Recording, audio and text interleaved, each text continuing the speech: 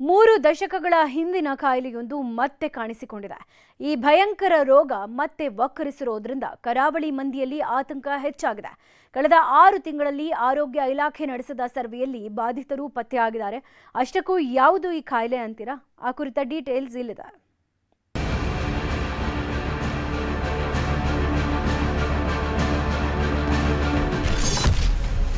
ವರ್ಷದ ಬಳಿಕವೂ endosulfan effect. ಭಯಂಕರ ಕಾಯಿಲೆಗೆ ಕರಾವಳಿ ಮಂದಿ ಶಾಕ್. ಉತ್ತರ ಕನ್ನಡ ಜಿಲ್ಲೆಯ ಕರಾವಳಿ ಭಾಗದಲ್ಲಿ ಕಳೆದ 40 ವರ್ಷದ ಹಿಂದೆ ಎಂಡೋಸಲ್ಫಾನ್ ಪರಿಣಾಮ ಕಾಡಿತ್ತು. ಅದರ ಎಫೆಕ್ಟ್ ಮುಗೀತು ಅನ್ನೋವಾಗಲೇ ಮತ್ತೆ ಎಂಡೋಸಲ್ಫಾನ್ ಬಾಧಿತರ ಸಂಖ್ಯೆ ಕಾಣಿಸಿಕೊಂಡಿದ್ದು ಆತಂಕಕ್ಕೆ ಕಾರಣವಾಗಿದೆ.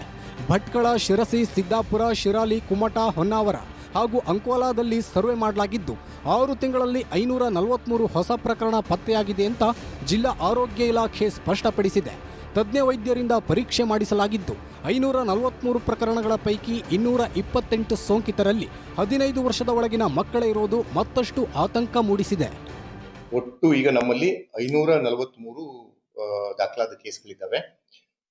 ಈ ದಾಖಲಾದ ಕೇಸ್ಗಳೆಲ್ಲರೂ ಕೂಡ ಇದರಲ್ಲಿ ನಾವು ಹೇಳ್ಬೇಕಂದ್ರೆ ಸರ್, ಈಗ ಲೆಸ್ ದೆನ್ 25 ಇಯರ್ಸ್ ಒಟ್ಟು 10 ಜನ ಇದ್ದಾರೆ. 25 to 60 ವಯಸ್ಸಿನ ಮಧ್ಯದಲ್ಲಿರುವವರು ಒಟ್ಟು 118 ಮಂದಿ ಇದ್ದಾರೆ.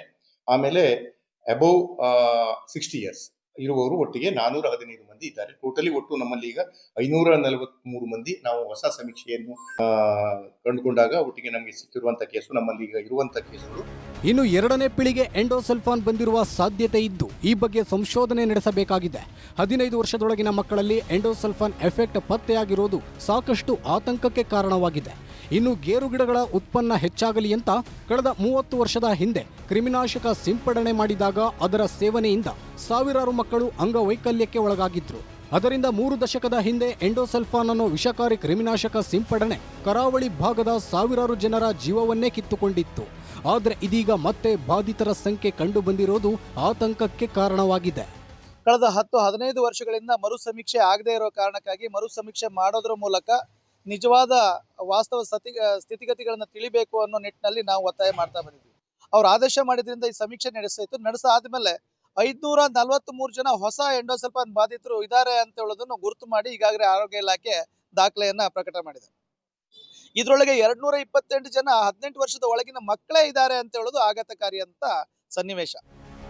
ಒಟ್ಟಾರೆ ಎಂಡೋಸಲ್ಫಾನ್ ಅನ್ನು ಮಾರಿ ಜಿಲ್ಲೆಯಲ್ಲಿ ಮತ್ತೆ ಭಯ ಹುಟ್ಟಿಸಿದೆ. ಈ ಬಗ್ಗೆ ಸೂಕ್ತ ಅಧಿಕಾರಿಗಳು ಜನರಲ್ಲಿ ಜಾಗೃತಿ ಮೂಡಿಸಬೇಕಿದೆ. ದರ್ಶನ್ ನಾಯ್ಕ್, ನ್ಯೂಸ್ 18 ಕಾರವಾರ.